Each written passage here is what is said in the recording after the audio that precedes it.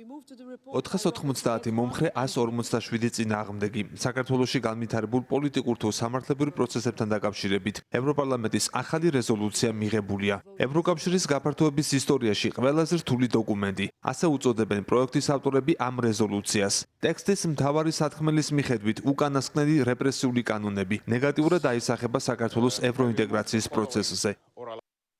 მორიგი რეზოლუციის მიღება განხილვის საკითხია ქართულ პოლიტიკაში. ქართული ოცნების პოლიტიკური ლიდერები ამბობენ, რომ ამ კრიტიკულ რეზოლუციებს ცალკეული ევროპარლამენტარები იღებენ, რომელთაც საქართველოს მიმართ მტრული დამოკიდებულება აქვთ. არიზიარებენ დოკუმენტის შინაარსს და მიიჩნევენ, რომ საქართველოს ეროვნული ინტერესების შესაბამისად მოქმედებენ.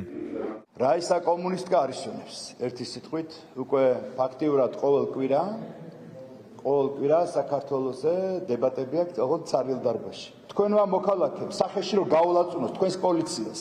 თქვენ რა პოზიცია გექნებათ? იტყვით რომ სიტყვის გამოხატვის თავისუფლება იყო? არ იტყვით ასე. უნიჭო რაღაც სპექტაკლი და შანტაჟი და მუქარები რა. ესე იგი ვიზა ლიბერალიზაცია გადაიხედება ჩვენ გვახსოვს ეს 2 წელზე მეტი.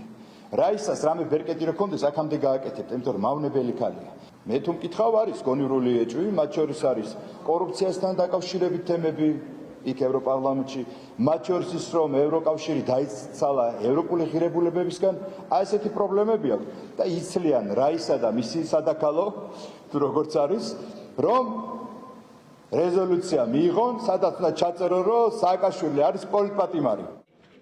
ქართული ოცნებისგან განსხვავებით პოლიტიკური ოპოზიცია ამ რეზოლუციის სათქმელს ქართველი ხალხის ურყევ მხარდაჭერად თვლის და კრიტიკის ადრესატად ქართულ ოცნებას მოიაზრებს. ოპოზიციონერი პოლიტიკოსების აზრით საქართველო ევროკავშირში კვლავ აქტუალურია და ეს რეზოლუციაც ამისი მკაფიო გამოხატულებაა. ევროპარლამენტის მიერ ძალიან ნათელი პოლიტიკური პოზიციების დაფიქსირება ისეთ საკითხებზე, როგორიც არის ივანიშვილის რეჟიმის არალეგიტიმურად ცნობის, რეჟიმის დასანქცირების აუცილებლობის და ქართული ხალხის მეტი მხარდაჭერის თაობაზე ეს არის ჩვენთვის ძალიან მნიშვნელოვანი.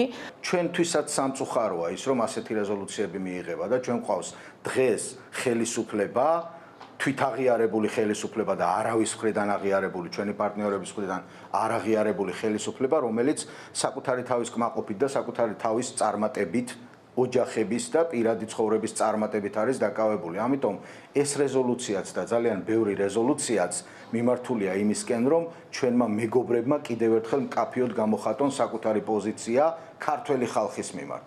ევროკავშირი ქართველი ხალხის დატოვებას არ აპირებს და ეს რეზოლუციები ზოგადად ეხლა რაც გამოიცემა, ხო და მე რამდენი არის თქვენ კითხვა გასვით.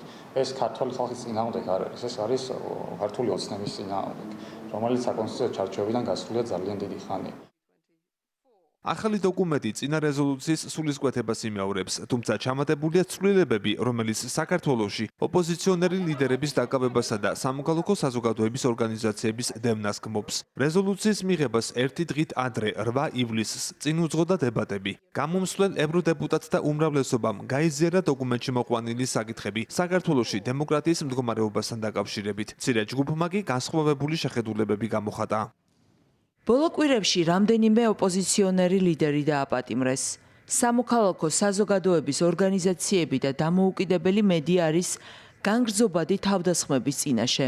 ხელისუფლება განაგრძობს ახალი რეპრესიული კანონმდებლობის ინიცირებას სათანადო საზოგადოებრივი კონსულტაციების გარეშე. საქართველოში რისი მომსწრენიც ვარ ძალიან შორს არის იმისგან, რასაც ელოდება ევროკავშირი წევრობის კანდიდატი ქვეყნისგან. ივანიშვილის რეჟიმის წარმომადგენელთა თავდასხმებმა ევროპარლამენტის წევრებზე და ევროკავშირის ელჩებზეც კი მხოლოდ გააძლიერა ჩვენი საერთო პოზიცია. ჩვენ გვესმის, რომ ეს განცხადებები არ გამოხატავს ქართველი ხალხის შეხედულებებს. ხედავთ მათ ბრძოლას და ვაღიარებთ მკაფიო სურვილს გააგრძელონ გზა ევროკავშირის წევრობისკენ. მთავარი ოპოზიციონერი ლიდერების დაპატიმრების გამო ეს არჩევნები არ შეიძლება ჩაითვალოს თავისუფლად და სამართლიანად.